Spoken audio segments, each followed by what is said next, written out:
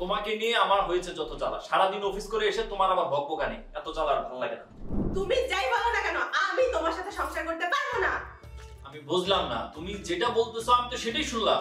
তুমি গত মাসে বললা কক্সবাজার যাবা, আমি কক্সবাজার নিয়ে গেলাম। তুমি সেদিন বললা যে শপিং এ যাবা, আমি তোমাকে শপিং এ নিয়ে গেলাম। কালকে রাতে হঠাৎ করে বললা রেস্টুরেন্টে খাবো, আমি নিয়ে গেলাম। মানে আমার আর করণীয় কি? আমি তুমি যেটা বলো সেটাই তো করি, এখানে সমস্যাটা কোথায়? এগুলোই সবকিছু না, এর বাইরেও আমার অন্য চাহিদা আছে, বুঝতে পেরেছো তুমি?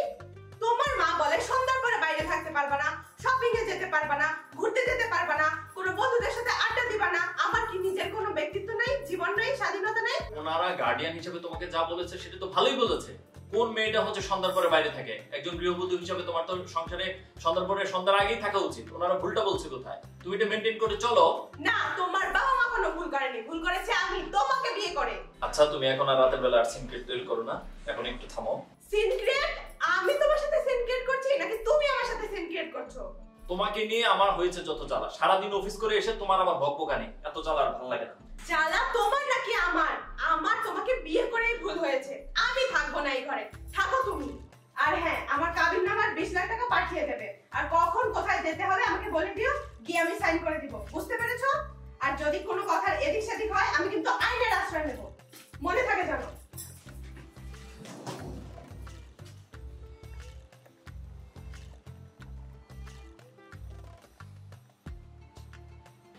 মহিম সাহেব, আপনাকে একটা বিশেষ কারণে ডেকেছি। ঠিক বলুন প্লিজ।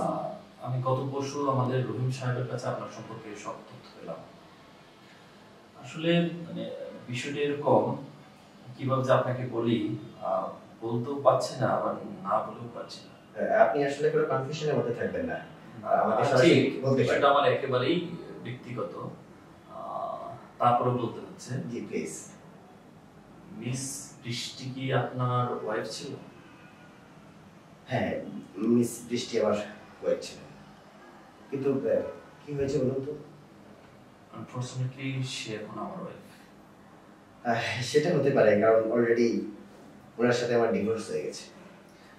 আচ্ছা, যদি কিছু না মনে করেন, আমি কি কারণটা জানতে পারি কেন আপনাদের ডিভোর্সটা হয়েছিল? এটা আসলে একান্ত ব্যক্তিগত বিষয়, সব বিষয়ে না জানলে হয় না। আচ্ছা, আমি খুব খারাপ সিচুয়েশনের মধ্যে দিয়ে যাচ্ছি, প্লিজ আমাকে লুকাবেন না, আমার জানা খুব দরকার। প্লিজ। বিষয়টা আসলে কি ঘটেছিল আমি আসলে ঠিক আপনাকে আমি বোঝাতে পারছি না যে আমার কি সিচুয়েশন যাচ্ছে। আপনার যদি সমস্যা না থাকে আপনি একটু আমাকে কাইন্ডলি বলেন কি হয়েছিল আপনাদের।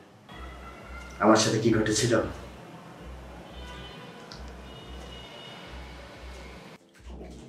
শোনো, আমি চলে যাচ্ছি। চলে যাচ্ছ মানে? আর তোমার সাথে এতক্ষণ কি কথা বললাম? হ্যাঁ, কি বলেছো? তোমার সাথে একটু আগে আলাপ করলাম। আচ্ছা, তোমাকে আর আমি কিভাবে বোঝাবো বলো? হ্যাঁ, তোমাকে আমি কি কি সুযোগ সুবিধা দিচ্ছি না? একজন ওয়াইফ হিসেবে তুমি সব সাপোর্ট পাও। তুমি রেস্টুরেন্টে খেতে যেতে চাও বাইরে, তোমাকে আমি বাইরে নিয়ে যাই। তুমি ট্যুরে যেতে চাও, তোমাকে আমি ট্যুরে নিয়ে যাই। তোমার কি অভাব দিয়েছি আমি বলো? এগুলো সব সমস্যার সমাধান না, আমার আরো কিছু চাহিদা আছে। তোমার মা বাবা বলে রাত 10টার মধ্যে বাসায় আসো, ঠিকমতো আমি শপিং করতে যেতে পারি না। আর আমি কি তাদের সেবা করার জন্য এ বাড়িতে এসেছি? আমি এই সব মিলিয়ে এ বাড়িতে থাকতে পারবো না, বুঝতে পেরেছো? আরে আমার বাবা মা তো ঠিকই বলেছে, একজন গৃহবধূ হিসেবে একটা সামাজিকতা রক্ষার তোমার একটা দায়িত্ব আছে, তাই না? আমি এত দায়িত্ব কর্তব্য পালন করতে পারবো না। তুমি আমাকে দেখে শুনে বিয়ে করোনি। আর শোনো, এই রাতের বেলা এত সিন ক্রিয়েট করো না প্লিজ। সিক্রেট আমি করছি নাকি তুমি করছো? আসলে সবকিছু বলতে একটা জ্বালা যন্ত্রণার মধ্যে পড়ে গেছি, বুঝতে পারছো? এই সব জ্বালা আর সহ্য হচ্ছে না।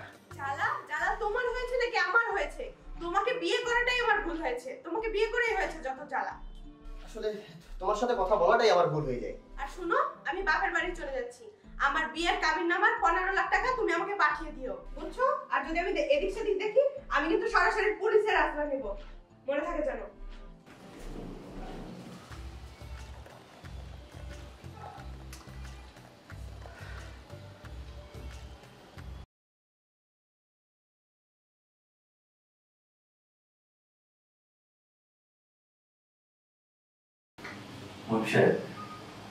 আপনি এতক্ষণ আমাকে যা শোনালেন সবকিছুতে আমার সাথে মিলে যাচ্ছে, এটা কিভাবে সম্ভব? তাহলে কি আমরা ফেসে যাচ্ছি? আমার কাছে কেন যেন মনে হয়েছে কি জানেন, আমার সাথে যে আচরণ করেছে আমার কাছে মনে হয়েছে যে কাবিনের টাকাটা আমার কাছ থেকে জোর করে আদায় করাটাই ছিল তার মুখ্য উদ্দেশ্য। এক্স্যাক্টলি, আমার কাছে তাই মনে হচ্ছে। আর একটা বিষয় শুনলে অবাক হবেন, আপনার সাথে যে বিয়ে হয়েছিল সেটা আমি গত পরশুই জানলাম, অথচ আমি তাকে এরকম ভাবিনি। আপনি আসলে আমাকে হাসালেন। হাসালাম? বলেন কি? আপনি জানেন, তার আমার আগেও আরেকটা বিয়ে হয়েছিল এবং সেটা আমি আমার ডিভোর্সের পরে জানতে পারি। আচ্ছা, আমার কাছে মনে হচ্ছে আমাদের দুজনের সাথে সে একই আচরণ করছে। কারণ আপনিও জানতেন না বিয়ের সময় যে আমার সাথে তার বিয়ে হয়েছিল বা যে কারোর সাথে তার বিয়ে হয়েছিল। তো আমরা কি আপনি যেটা ভাবছেন আমি ঠিক ওটাই ভাবছি।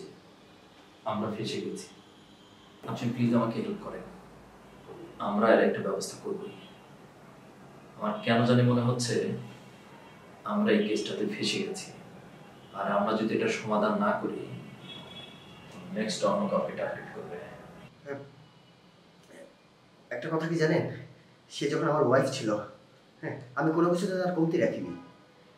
সে একজন ওয়াইফ হিসেবে সে যা চেয়েছে তাই পেয়েছে। সে ঘুরতে যেতে চেয়েছে, ঘুরতে গিয়েছে। সে রেস্টুরেন্টে খেতে যেতে চাইছে, আমি তো খেতে নিয়ে গেছি। একজন হাজব্যান্ড হিসেবে আমার যা যা দায়িত্ব তাই পালন করেছি। আমার মনে হয় আমি আসলে বুঝে উঠতে পারছি না সে আপনার সাথে কেন যেন মনে করছে। আমি বুঝতে পেরেছি, আমরা ভুক্তভোগী, আর আমরা চাই না পরবর্তীতে কেউ আর আমাদের মতো ভুগুক। শোনেন, আমরা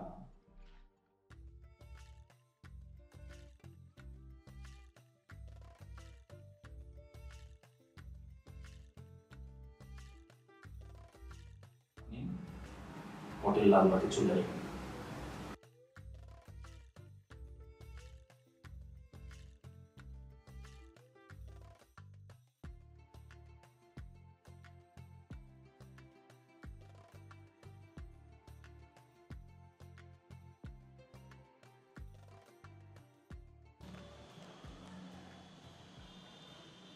আচ্ছা, আমার এক লোক আছে, পাঠিয়ে দিন। জি মামা। কি আর কতক্ষণ বসে থাকবো?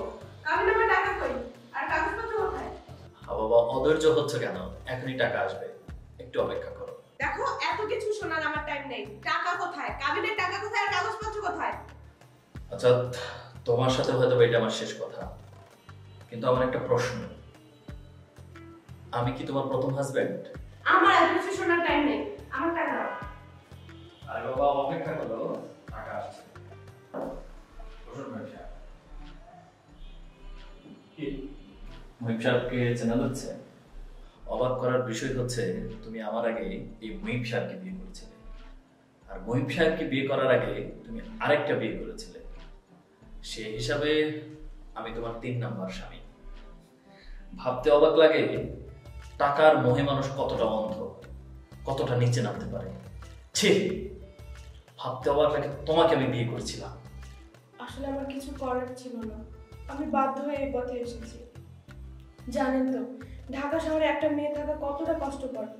আমি ছোটবেলা থেকে একা বড় হয়েছি, আমার বাবা মা ভাই বোন কোনো সাপোর্ট ছিল না আমার। আমি কিভাবে কি করব কিচ্ছু বুঝতে উঠতে পারিনি, তাই আমি বাধ্য হয়ে এই পথে এসেছি। আসলে আমি টাকার মোহে অন্ধ হয়ে গিয়েছিলাম, কি করব কিছুই বুঝতে পারিনি, তাই আমি এই কাজ করেছি। প্লিজ আমাকে মাফ করে দাও।